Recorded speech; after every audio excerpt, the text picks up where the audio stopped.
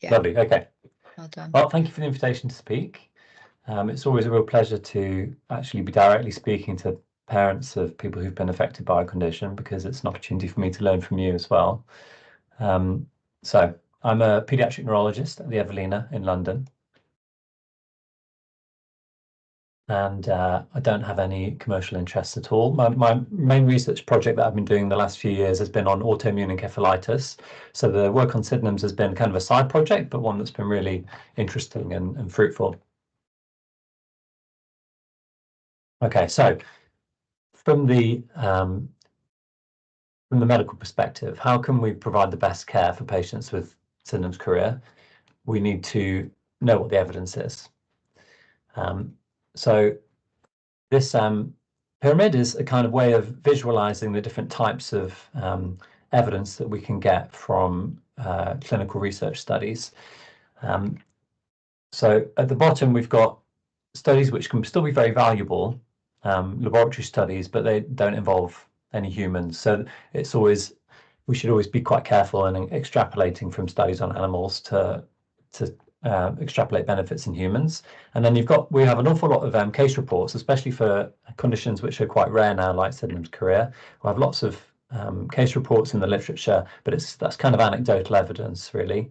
And then you have studies that have got designs where we might be comparing children with Sydenham's to healthy controls.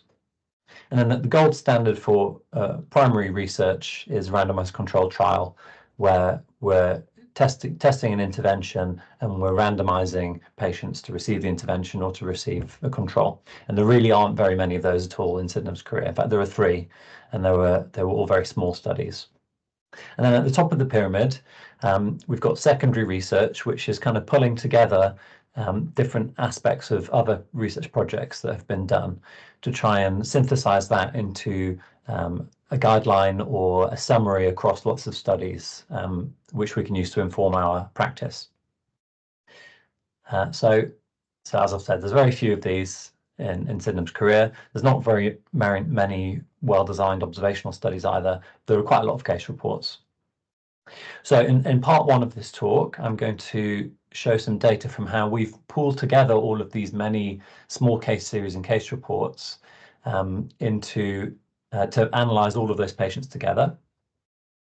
And then in part 2, I'm going to give you an update on the progress we're making developing an international consensus guideline, which pulls together data from that meta-analysis. So a meta-analysis is an analysis across lots of previous studies, and also all of the other high quality evidence that we've got to try and produce a guideline to help clinicians give the best care for patients with Sydenham's. Okay, so I think that the areas of need in Sydenham's really are that some patients can relapse, and we don't understand well what the factors are that determine a relapse. Most patients do recover from the chorea and have a good long-term outcome, but there are a small group that don't, and again, it's not that clear what determines that group. And there is clearly consensus that patients should receive antibiotics, but beyond that, there's not a very clear consensus, and you'll find different clinicians will do different things in terms of things like steroids and which symptomatic treatments they would give. So the treatments that help to relieve the chorea symptomatically. So for this study, we pulled together lots of people from all around the world, including people associated with Sydenham's Chorea Association, Adrian and Emanuela. And this was finally published last month, and it's open access, so you can go and read this paper if you want some reading material to put yourself to sleep.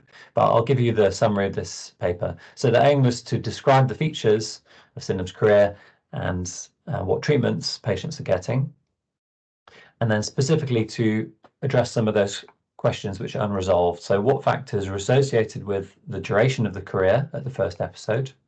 What factors are associated with patients going on to have relapse? And which factors are associated with functional outcome, and particularly a focus on the treatment factors that are determining those things. So, as I said, this is a study where we're pulling together information that's already been published from many small papers. So we did our systematic search and we found 2,207 papers that were potentially relevant. So that's why you need lots of people to work on a study like this. And we divide between us extracting the data from those papers. So essentially what you end up with is a big spreadsheet where you've got one row per patient. So we're only interested in papers where they provide individualized patient data. There might be a series, a paper called 5 Children with Sydenham's Chorea, and they've given quite a lot of detail on each patient, and then we extract that to become a row of our spreadsheet. And then the columns are all of the different factors that we're interested in and the outcomes.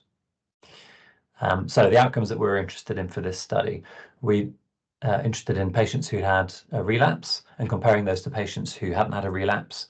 And we were regarding 2 years of follow-up as being sufficient for that. We were comparing patients with a good versus a poor long-term outcome. So that long-term outcome was at 6 months or later from the onset of the Chorea. You don't need to know the details of this modified ranking scale score, but the good outcome was essentially having no symptoms or having some minor symptoms that don't impact at all upon the activities of the child. So there's no disability, there's no developmental impairment, there's no behavioural impairment, even though there might be some very subtle findings when a doctor examines the patient. And then we put all this together using multivariable modelling. So we're looking at the independent effects of lots of different factors on these outcomes. And the other outcome was the duration of the Chorea as well. And so I'm not going to dwell on this slide because I'm going to talk about some of the different factors on the following slides. But we looked at lots of different clinical features and also lots of different treatments to see what their independent effects are on the outcomes. So after controlling for the effects of the other factors, we can isolate the impact of each individual factor. Okay, so we end up in our big data sheet with 1,500 patients. These are patients that have been reported since the 19th century with individual patient data. So for the descriptive part, we look at all of these because I think it's really interesting to see what the historical trends have been. So here you can see in this figure, we're going from the 19th century up to the most recent patients. You can see that the age of onset of Sydenham's Chorea hasn't really changed. It tends to be 10, 11-year-old peak onset. It tends to always have female predominance over the years. But then, interestingly, you can see here that what used to be a predominantly febrile illness, it was very much part of a fulminant acute rheumatic fever, has now transitioned to becoming an illness where most children are presenting without a fever. And that probably relates to antibiotics now being available. And then here we're looking at the treatments. So you can see antibiotics massively coming online during the 20th century, and now almost all patients receiving antibiotics. And then other treatments becoming available at different decades in the 20th century. And more recently, other approaches to immune treatments. So in addition to steroids, IVIG and plasma exchange becoming more popular recently, but still quite small numbers of patients. And then here looking at some of the different outcomes and tracking those across the decades. Interestingly, the average duration of the Chorea at the first episode seems to have got a bit longer in the most recent decades, and that's quite puzzling. It might be due to increased recognition and perhaps listening to the families more about when they say that there's still Chorea there, even if might not be present on the day of the clinic visit. Okay, so for the rest of this data, I'm just going to tell you about the patients who had their onset since the Second World War, because those much older patients, we weren't quite so confident about how those had been reported. It was quite a different era, different investigations were available. So now we're just looking at over 1,000 patients who are all presented after the Second World War. And the majority of those patients coming from actually 4 countries: Brazil, Turkey, Italy, and the United States. So this doesn't necessarily reflect the countries where the incidence is highest, but it's a combination of incidence and also, I suppose, how likely doctors in those countries are to write papers and report these patients. And then there's that age distribution. So you can see that peak age distribution around age 10 to 12 years old. And that really hasn't changed very much over the years. So this is a paper which I dug up from the archives in trying to find patients for this study. from the hospital that I'm affiliated with, Guy's Hospital, from 75 years ago, and you can see this age distribution at that time. It's strikingly similar to what we're seeing in this cohort. Okay, so what were the features that these patients had at their first Sydenham's Chorea episode? So about half of the patients had reported symptoms of an infection prior to the Sydenham's Chorea. 90% were admitted to hospital. The average length of stay in hospital was 3 weeks. The most prevalent symptoms were difficulty walking, difficulty using the arms to manipulate objects and to feed, psychiatric symptoms. So this graph on the right is showing the most frequently reported psychiatric symptoms. We know from the previous literature that these are the things that are most frequently seen. So emotional lability, mood swings, anxiety, irritability, hyperactivity. Not many patients actually were assessed by mental health specialists, though, which is something that we're keen to encourage in our guidelines, which I'll come on to later. Speech impairment. Most patients have impaired speech. And a smaller but important minority of patients, perhaps even more severely affected, their coordination of swallow, and some of them requiring nasogastric feeding. I'll skip over that because the main focus of this was on the neurological symptoms. So most patients receiving antibiotics. About a quarter of overall the patients in this meta-analysis received immune treatments, and by far and away the most common was steroids, corticosteroids, prednisolone. So this was looking at what the clinicians had said about the symptomatic treatments. So these are the treatments that are directly treating the chorea itself, or the psychiatric symptoms. So here, the green for each of these drug classes represents clinicians had said this drug worked to resolve this symptom. Red, clinicians said it didn't work, and grey, it wasn't clear to the clinician, or it wasn't clear from their report. And so sodium channel blockers, so these are actually epilepsy drugs like carbamazepine, were reported to be the most beneficial for symptom relief. Benzodiazepines, that's a drug that makes you quite sleepy and can settle abnormal movements, was reported to be the least effective. But this is very subjective, just based on the clinicians saying what they found for their patient. And then this is just some of the adverse effects. Obviously, the flip side of some of these drugs is that they can cause side effects, in particular some of the older antipsychotic medications. They can be very effective at treating the symptoms, but they can be associated with a higher rate of side effects compared to some of the more benign medicines. Okay, so one of the main outcomes we were interested in was how long does the chorea last at the first episode. So this graph is showing you at each time point from 0 to 18 months, what proportion of the patients have still got chorea. And then again, going back to that older paper, you can see how a similarity, but also a difference here. So this dotted red line shows what's the average duration of the chorea. So when 50% of the patients have had their chorea resolve, it's 3 months overall for this whole meta-analysis, and that's quite similar in this older paper. But the difference you can see is that there's about 15% of patients who have still got the chorea at 18 months in this more modern cohort. In the older cohort, it seemed to be very rare for patients to still have symptoms even at a year. And again, that's quite interesting, and to what extent it's due to increased recognition, it's not completely clear. We looked at how many relapses patients had. So most of the patients didn't relapse. 1/3 had relapses, and most often just one. If they did have relapse, most often just one. It was quite a very small number that had highly recurrent relapses. Again, that was similar in looking back at that older paper. And then looking at the final follow-up, so what the clinicians said about the very final outpatient visit and how the patient was doing. The average patient was doing extremely well and didn't have any symptoms or signs on examination. And a minority still having ongoing psychiatric behavioural symptoms or difficulties at school. I think this is almost certainly an underestimate, because if it's just not mentioned in a report, it's quite hard to tell whether they're actually evaluated for it or not. So I wouldn't put a lot of emphasis on that part of the data. Okay, so the main thing we were doing was putting all of these different factors together and trying to work out which ones are important for these different outcomes. So I'm not going to get too much into the details of the statistical modeling, but I'm just showing you the results that were significant, statistically significant. So what we found was that immunotherapy was associated with the shorter duration of the chorea. Patients that had carditis had a slightly longer duration of chorea at the first episode. And this graph is showing something similar. So the green line here is the patients who'd had steroids for more than a month.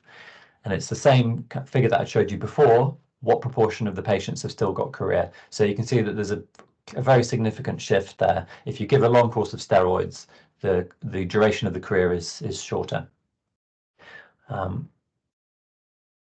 Okay, then we looked at factors predictive of relapse.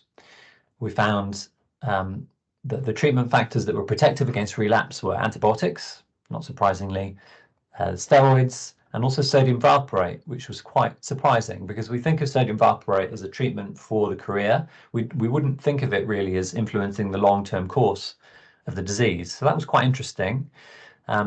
So we looked into the literature about on that, and it is plausible. Sodium valproate can modify the way that your DNA is turned into proteins. And I'm not going to go through this in too much detail, but this was just a study where they'd applied sodium valproate to the white blood cells from patients with lupus, which of course is another neuropsychiatric inflammatory disease. And they found that sodium valproate, so the red bars here are the patients, sodium valproate led to an increase in the anti-inflammatory immune cells and a decrease in the inflammatory immune cells. So extrapolating a bit here, but it is plausible that sodium valproate could be modifying patients' immune systems in the long term to make them less likely to have a relapse. But that was an interesting finding that we didn't expect to see. And then finally, we looked at predictors of a poor functional outcome. So that was defined as still having chorea or psychiatric symptoms at 6 months or later from the first onset of the illness. And we didn't find any treatment factors that were protective there. And there were a few factors that were associated with a poorer outcome, like a very young age of onset, having other inflammatory diseases as well as the Sydenhams, and having received plasma exchange, which probably just speaks to how severe those patients are in ways that we can't capture within the model. And the other thing to mention here is that there were actually a very small number of patients who did have that poor outcome. So that limits the statistical power there. Okay, so in summary from this study, before I move on to the guideline that we're developing, so we found that treatment with immunotherapy was associated with a shorter duration of chorea. Corticosteroids were associated with a shorter duration of chorea and also less chance of having a relapse in the long term. Antibiotics, also protective against a relapse. Sodium valproate, surprisingly, also protective against a relapse in the long term.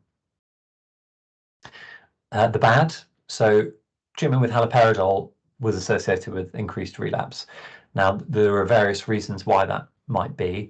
It could be that the patients who were given haloperidol were different in some way, more severe in a way that we haven't managed to capture and control for. It could be that haloperidol does actually modify the parts of your brain that produce abnormal movements. It's a bit hard to resolve that just on the basis of this data. And then, so the good, the bad, and the ugly. The ugly is, of course, there are limitations to this. It's quite dirty data. We're just mining lots of data from the literature, but there are all kinds of biases in the reasons why clinicians will report a particular case. It might actually be quite an unusual case, and that was why they reported it. But we're trying to make the most of this large number of patients to get signal that we couldn't get from smaller studies. Okay, so the second part of the presentation, I wanted to give you an update on how we're progressing with our international consensus guideline, which is including summarizing across lots of different sources of evidence and also the kind of expert opinion, the feel that expert clinicians get for the who've managed a lot of patients with symptoms. So this is the group of clinicians and other supporting team who are involved in this study.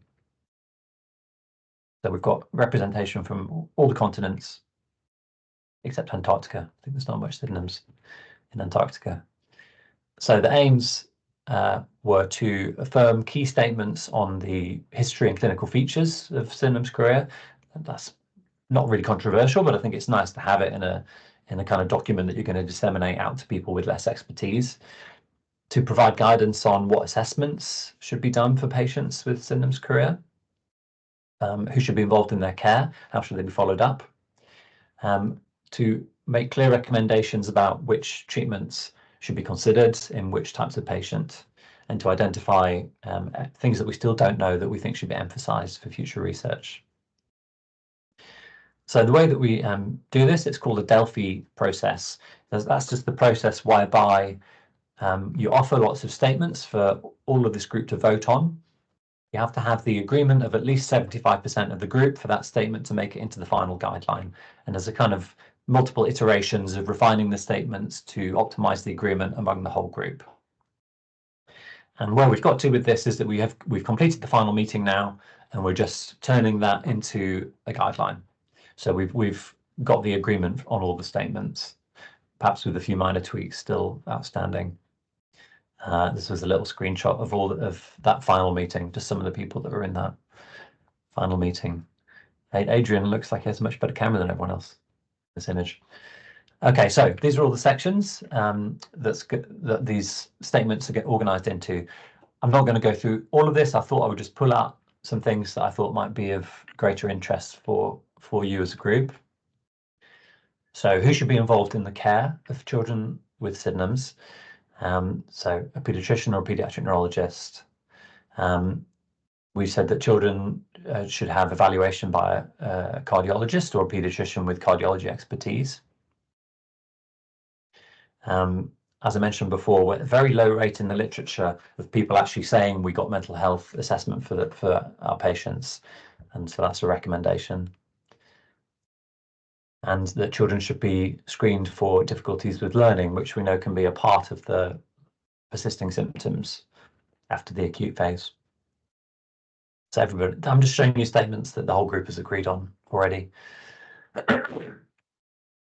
And then, so some of the allied health professionals that we're recommending should be involved. So if there's an issue with using the hands or with mobility, you need occupational therapy, physiotherapy, or rehabilitation teams. We're saying that children should be screened for issues with feeding and swallowing, and then speech and language therapist or a rehab team should be involved to support that. And again, issues with speech and language, obviously speech and language therapists are important. So we hope it's going to be really helpful to have these kinds of statements in a guideline, because then that's something that you can show to your local clinicians to say, look, actually, it is actually the expected standard of care internationally, that where there's a concern about speech, we should have the opportunity to see a speech and language therapist, for example. So some of the different assessment scales and tools that we're recommending.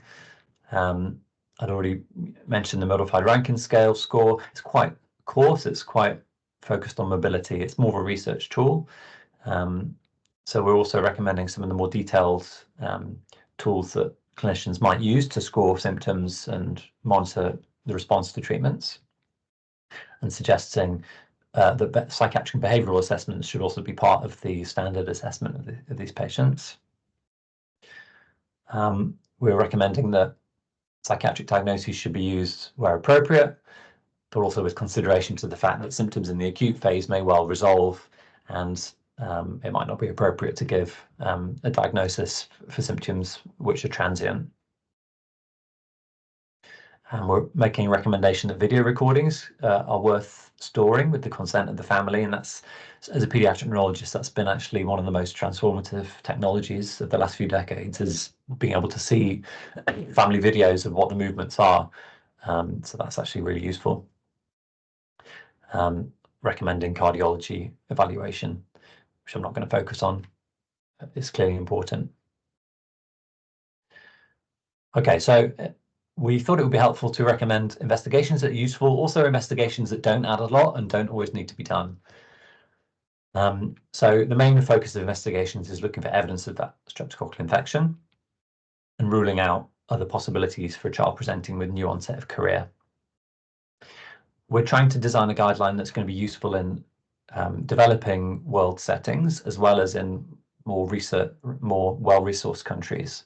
And so acknowledging that in countries where there's a high prevalence of Sydenham's chorea still, it might not be necessary to do so many investigations. So the children in those countries might not need to have an MRI scan, for example.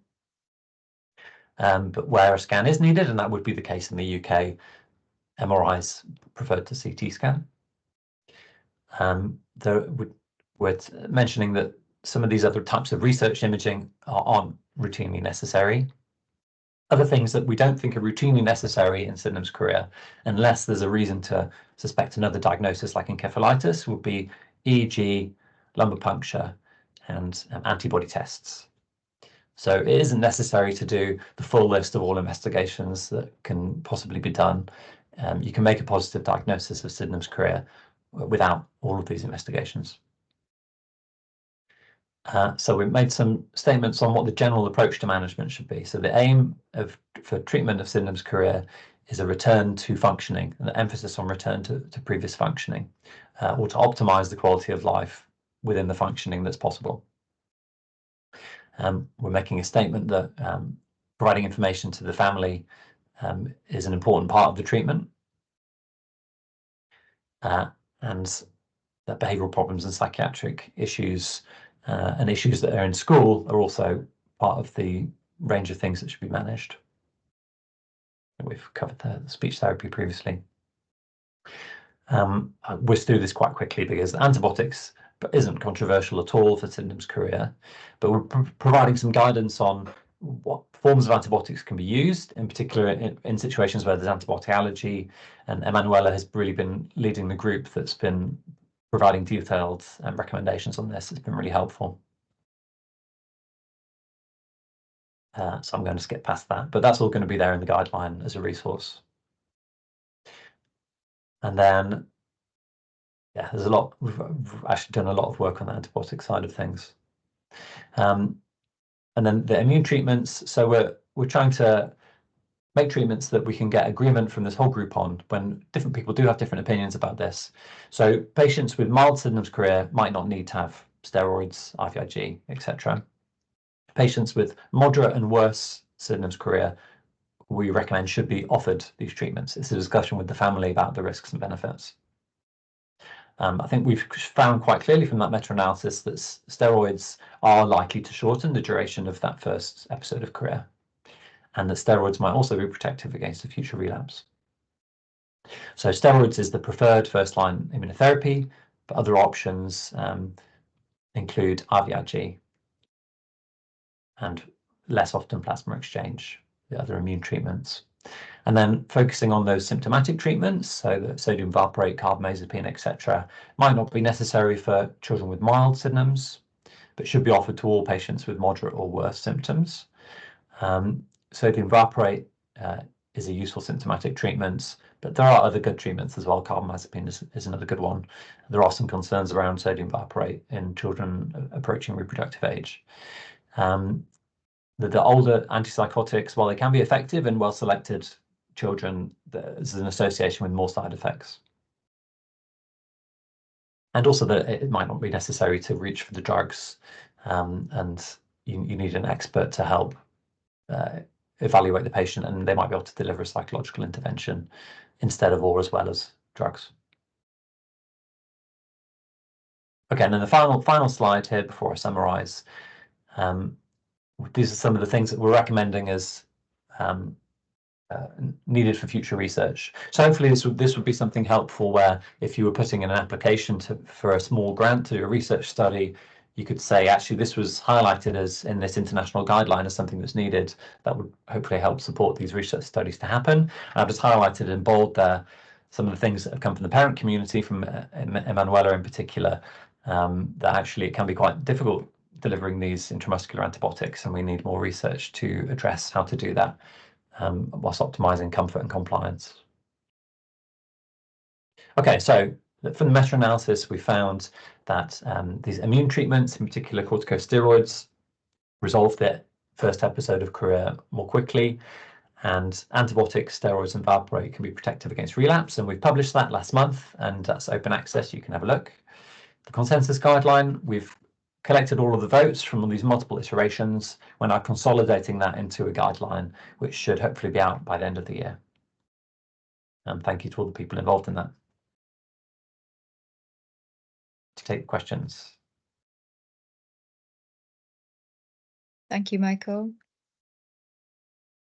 Hope that was clear. So I've always found it disorientating not being able to see anyone's faces whilst I'm presenting. So no, it was very good. Okay. Any questions from the group? Lisha? Hi, I'm not sure if this is the type of question you can answer, so no worries if not. But basically, I was only diagnosed last year after a very long period of having no clue what was going on. And I didn't really have the flare that I had when I was 15, which was like the biggest flare I had, was more relatable to Sydenham's chorea and kind of the symptoms that people get. Whereas kind of before that point, I had lots of different things. Like when I was 10, I had, they diagnosed it as henoch-Schellhorn purpura, but we think due to the length of time, it lasted like 2 years. It wasn't necessarily, they think there was a lot of misdiagnosis going on. Granulosis, polyangiitis. Yeah, so there was a lot of misdiagnosis when I was younger. So I was only diagnosed last year by Dr. Ubi when... well, the question is, was it Sydenham's chorea? Well, yeah, but so basically I've been diagnosed with Sydenham's chorea. But Dr. Ubi, who diagnosed me last year, said that because I'm 22 and I didn't receive treatment when I was younger, it's very unlikely basically that I'll get better. And the way I'm experiencing life now is that I'll kind of be normal like this for like a few weeks, and then I'll have a huge flare and like lose mobility. I'll have regressive childlike behavior and all the other symptoms and everything that goes along with that. And then I'll have that for a period of time, and then I'll really, really slowly recover, and then have a couple of weeks where I'm pretty normal and can cope with life, and then I'll go downhill again. So mine isn't like a big flare and then kind of I get better. It's very, very up and down like this.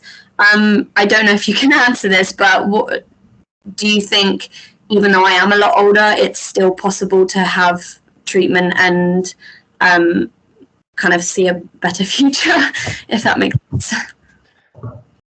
Yeah, it's always possible to have treatment, for sure. It's just, the question is which treatments are appropriate and are likely to help once you get into the more chronic phase. I think, you know, I didn't show it in the statements there, but I think there was agreement from this international group of experts that once you've got past about 2 years, probably the immune treatments aren't going to be the thing that's going to really make a difference. But there's still going to be treatments that are really helpful. I imagine Michael Morton might weigh in on this as a psychiatric expert, but you know, there are all kinds of interventions that you can do for symptoms that are mainly psychiatric, which doesn't necessarily mean drugs at all. But I might pass it for comment. Michael? Yeah, I'd agree that immunotherapy is unlikely to achieve anything, but you have symptoms which come and go. And so I would be looking for a discussion either with a neurologist or possibly a neuropsychiatrist, a psychiatrist who understands neurological disease, maybe based in a general hospital, about the possibility of one or other of the drugs that can manage symptoms of Sydenham's chorea. And, you know, in my mind, the anti-epilepsy drugs are the sorts of drugs which are sometimes quite good for stabilizing fluctuating conditions. But I mean, it's wrong for me to make any more comment on that because I don't know you.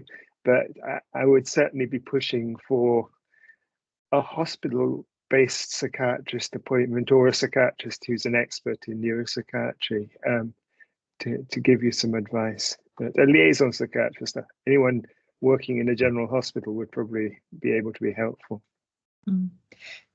And I would just add to that, be careful. It needs to be a neuropsychiatrist because there are lots of psychiatrists working into hospitals now for crisis teams and crisis services. So you need somebody who's got the experience that Michael's described there, rather than just a psychiatrist based in a hospital, because some psychiatrists are there for a crisis purpose and not necessarily for the neuropsychiatry. Thank you. Sorry, I'm going to see Adam Handel in July for Oxford Neurology. So hopefully that is what we kind of going along with what you're saying on the right path. And do you think they'll help with the movement side of it as well, like and the seizures and stuff like that? Will that still be able to be helped, if that makes sense? Yeah, and Adam's a very well placed neurologist to look at this kind of neuroinflammatory aspect. Yeah, perfect. Okay, fab, thank you.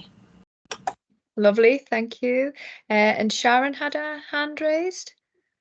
Yeah, thank you. That was very interesting, Michael. I'm wondering, I have a few questions, but I'll start with this one. If there is any research or results into the long-term effects of taking antibiotics. You know, so my son is 8 now, diagnosed at 7, and they told him, told us he needs to take antibiotics until he's at least 18, twice a day, taking amoxicillin or moxapen, we call it here. And so I'm just wondering what if any long-term effects there are from that. Yeah, good question. I mean, it's not something that I've specifically researched, but just in my speaking as a sort of general clinician, I think that the main thing you would probably be concerned about would be the effect on the microbiome, like your gut health, because we know that antibiotics can modify that. I mean, that's something that you can sort of try and find dietary optimizations for alongside the antibiotics. I think we do know that once patients come off antibiotics, that tends to normalize. So I don't think there's any evidence that that would be permanently altered. And I think any theoretical side effects are definitely going to be less impactful than the very known effect of rheumatic fever itself. So I think you're right to be concerned, and you can look into things like probiotics and things that can help your gut microbiome. Also, like, I mean, when I take antibiotics, I tend to feel a bit drowsy, and tired. I don't know if that's just me. It's like I have concerns for my son, like taking this, so often, if that affects his, That's not something I've ever seen in patients on prophylactic antibiotics. And the antibiotics that we use for prophylaxis tend to be quite well selected to be narrow spectrum. Whereas the antibiotics that you take when you're sick, the doctor will probably give you a broad spectrum, then they can have more wide-ranging effects. So amoxicillin is quite narrow spectrum. Okay. And I think a key thing is to keep reminding yourself why he's taking the antibiotics. So keep reminding yourself that it is there for a reason, and you're not just giving them daily because the doctor's told you to, do that. You need to remember what you're treating with the antibiotic and the rationale behind why. So then if you balance those scales together, the side effects and the worries sometimes come down because you realize actually, just taking something for the gut within your diet is much less restrictive than not having the antibiotic to treat the Sydenham. So just remind yourself why as well. Yeah, that makes sense. Looks like Adrian and Emanuela have got some things to add. Emanuela knows an awful lot about antibiotics. Yes, I wanted to add that doses of prophylaxis are not doses for treatment of infections. So they are less impacting, less likely to do side effects with the lower doses. And also penicillin are less disrupting in microbiota than other antibiotics. So they are well tolerated generally. Thank you. That's really helpful, Emanuela. Adrian? Oh, you're on mute, Adrian. Yeah, I thought Emanuela would probably be saying the same things as me, but also, of course, Emanuela and myself, our children have been taking these antibiotics for 10 years now, and I Emanuela can say for herself, but my son is a very healthy young man. He's now 15, and yeah, on balance, of course, it's much more important that he doesn't get a relapse in his valve disease or his abnormal movements, and yeah, he's done absolutely fine. if that's any reassurance going forward for the next 10 years. Yes, it is. Thanks. Thank you, everyone. Any further questions for Michael? Well, Michael, I just want to say thank you very much. That was really, really interesting, and we can't wait for the final publication. I think it'll be a really worthwhile read, and it's going to, you know, really make some significant changes in the world of care and treatment for Sydenham's Chorea, which is what this charity was originally set up for, was that we just wanted to make a real difference to the experiences that Andrew and Sam and some of our other parents had at the time when we had the breakout in Glasgow. So thank you for coming along today and all your hard work. Pleasure.